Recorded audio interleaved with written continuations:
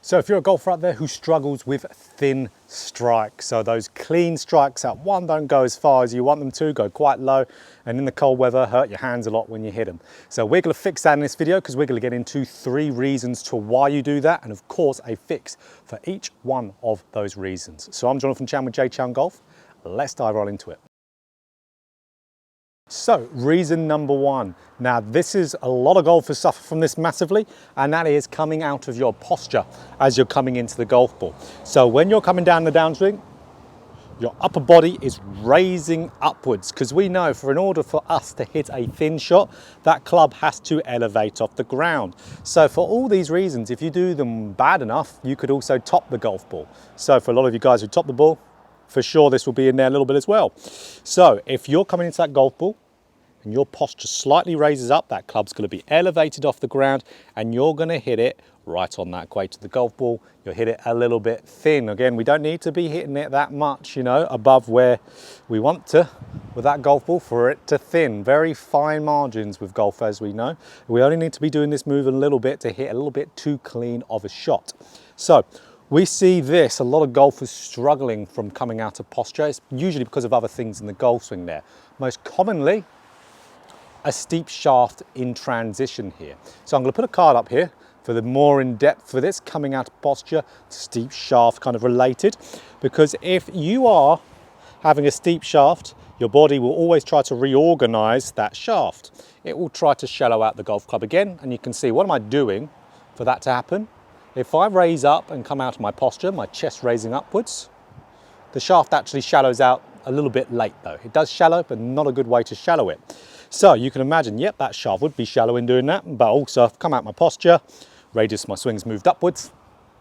I'm going to hit it a little bit toppy there, or a little bit thinny. So toppy definitely if I do it bad enough. So let's do one here. You can see there, it wasn't quite a top, but it was a thin, that's for certain. If it was cold or colder, as you can see, not the warmest with this on, but that would have definitely hurt my hands on a nice cold winter's day. So we need to make sure, for one, that we're fixing that steep shaft. Like with that card up that I put there, there will be fixes for that. If it was in this video, it'd be too long.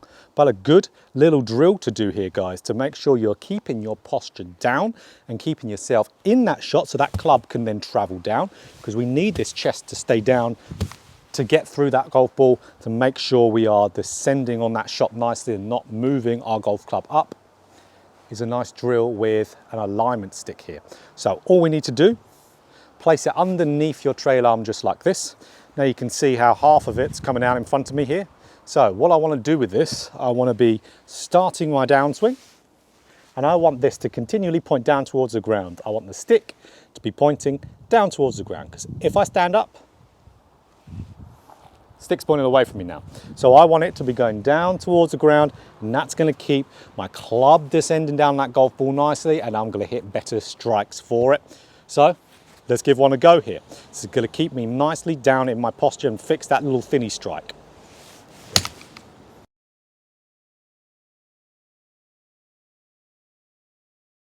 So reason number 2, and I see this a lot with newer golfers. So, and this is the lead arm, so for me right-hander, left arm, having a little bit too much bend in it in the golf swing. Because if I have a little bit too much bend with my left arm in the golf swing here, I'm going to come through that ball, if I keep it bent too much in the downswing, with again that club elevated on the ground. Because you've got to remember, if you're thinning it, that club is elevating in some way, or like with a third point, something else might be happening. But if that left arm's bent, it's coming off the ground, we're going to hit it a little bit too high on the golf ball. We could easily hit a thin shot. We can very, very easily top it from this. So we might see golfers make up for this bent left arm with tilting their body backwards like this, because their right side getting close to the ground will actually get their club more into the ground, but that'll stop your rotation. That'll actually make quite weak golf shots. Or we might see a golfer with a bent left arm straighten it aggressively coming into the golf ball. Again, we'll get the club going into the ground, but not really result in that powerful golf shot. Bit inconsistent as well. Body again has to stop rotating. So we want to be able to make this lead arm straighter, because if we can make that lead arm straighter, we can get into that ground quite nicely there, and without compromising anything else in our golf swing. Now, a big myth in golf is having a dead straight left arm. Doesn't need to be dead straight by any means. We just don't want the bend in our left arm to be enough to where our body has to compromise. So we can have it very slightly bent and we'll be fine. Think of a Jordan Spieth, for example, very slightly bent. He's fine. He's absolutely fine. He's a good golfer. So what we want to be feeling, okay, left arm staying straight, because if we have it too bent, we can hit that thinny strike. So a good drill to get this left arm just a little bit straighter is really targeting a little bit of the root cause of why golfers have a bent left arm. So I'll put a card up here, which is a video all made about this. But when that left arm gets a little bit too bent for golfers, is because they're not wide enough in their golf swing. So what is that? What is a wider golf swing? So you might hear a lot of top players talking about when they're trying to take the club back, they're trying to stretch those hands quite far away from the body, create width, because creating width, creating a bigger circle around us will create more power in the golf swing. That's why a lot of golfers do it. Some of them, when they're trying to really hit a long drive, see, they'll do a few other things, but they'll be making sure that they got a really wide takeaway, again, everything in their favor to hit the ball far. But when those hands are stretched out away there, that will also create a straighter left arm. Just imagine if you get quite narrow with the hands quite close to your body, it's going to get a little bit bent. I know black's not the best color to show this, but it will get a little bit bent. As soon as those hands get close to the body, the left arm has to bend to get those hands close to the body. So we want width, and we want that width to be maintained in the downswing as well. We don't want to be, as soon as we go out to the top of the backswing, trying to get all that lag. We don't want to be trying to physically create that, because that's going to cause a lack of width. We want to naturally be in good sequence, turn down, left arm, stay relatively in the same structure there. So a great drill to do for this, which is not a stereotypical straight left arm drill, but it gets to the root cause of the issue, and that is doing a takeaway drill. So if we can get our takeaway nice and stretched here with those hands being away from us, and we stop here, and then we swing up and hit the ball, maintaining that width, we're gonna have a straighter left arm and not thin the ball quite as much. But we don't want to be getting our hands out the way like this. We want our hands still following a mirrored arc of our golf swing. So we still want them traveling in a circle, going in and around, but we also want them stretched as well. We don't want them being in and around with hands close. We want them being stretched out in and around. So let's get shaft parallel to the ground. Nice wide takeaway. We're going to stop there. Now swing up, swing through, maintaining it.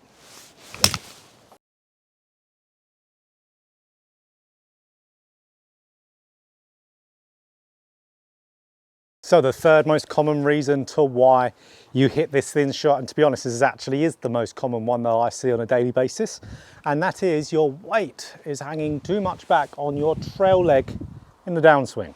So what is that going to do? Of course, again, that's going to elevate the club up off the ground, but in a slightly different way. Because if our weight hangs too much back on our trail leg, that's going to encourage the lowest point of our golf swing, so lowest point on the swing arc, to end up being behind the golf ball if we do it quite extreme. So if that lowest point is getting behind the golf ball, then as we start hitting at that golf ball, going through it, we're actually traveling back up the swing arc again, and then we're hitting upwards on the golf ball. So if that weight hangs too much back, we are most likely going to hit that horrible little kind of toppy shot there. Thinny, that was definitely quite a little bit thin. Again, cold day, that would have hurt quite a bit. So we need the opposite thing to happen here. We need the weight to go forward, because our weight going forward in our downswing encourages our low point to get past the golf ball. Because like we said, if that low point's behind the golf ball from our weight being too far back, because our chest will be behind the golf ball as well, which will encourage the low point to be there, then we're always going to be hitting slightly on the up. We can very easily fat it from doing this, so hitting chunk shots. So we want to do the opposite. We want that low point, instead of being here, to be in front of the golf ball. We want it to be in front. To do that, we have to shift our weight onto the left side, or lead side, so for me, my left, to be able to hit ball and turf and get that club descending onto the golf ball, not ascending upwards. So that's what we need to do. Get that weight shifting forward, really, so we'll be nicely hitting past that golf ball, low point being nicely in front there. So to do that, there's a great drill that I love to do, and everyone I do this with students, every single one of them does extremely well with this drill, to the point where practically everyone says, I'm going to do this drill when I go play rounds of golf because it works that good. So what we need to do here, we need to set up to the golf ball. We need to put this ball all the way to the front of the stance. So you can see how it's on the inside of my left foot there, or my left big toe. But what we do from there, we don't set up like that with the club behind it. We set up with the club in the middle of our stance here. So what do we have to do now to be able to hit this ball? Because our subconscious just wants to hit that golf ball. It wants to hit it fairly solidly to hit the ball to our target. So what it will do from there, it will naturally shift the weight forward to do that. So, because if you hang that weight back, you're not even going to hit the golf ball. You're going to hit it real toppy if you do, but you'll probably just whiff right over it. So for you having that ball forward, club out the middle, it forces you to shift forward. Your subconscious will do this for you. You don't have to try to do it. You're just thinking, hit ball with the club out the middle, ball at the front. You will start to shift quite a bit there. And that's how then you could do enough of those reps. So let's say I've got, let's just say 7 balls, for example. I could do 5 of those. So let's say I've just done my 5th ball, and then I can put that ball back out the middle. Let's say if I'm hitting like an 8-iron, for example. And then from there, I could still feel like and think that ball's at the front, and then hit a shot feeling the exact same feel. And that's going to help me encourage to get onto my left side without really trying that hard to do it. If you do a lot of these reps, do them, you know, a good few balls and then some without, good few balls, some without, you're going to train that movement of getting onto your left side way easier than doing, let's say, like a step through drill or physically just trying to do that movement. You're going to get there quite nicely. So those are the 3 main reasons I see golfers thinning the golf ball. They can all cause top shots as well if you do them extreme. So if you struggle with topping the ball, could be one of these for sure. There are more reasons, but these are the main ones I see absolutely out there. So whatever one you need to apply to your golf swing, do the little drill along with it, and you'll be hitting the ball a lot better for it, hitting your distance, hitting crisper golf shots. Come on guys, nothing's better than hitting good iron shots out and around a golf. It's very satisfying. So let's get those drills and let's start doing it. So if you found it helpful, of course, click that like button. You've got more golf instruction just like this. Hit the subscribe button and hit that bell button too to be notified every time I put out a video. So let's do these and let's start striking better shots.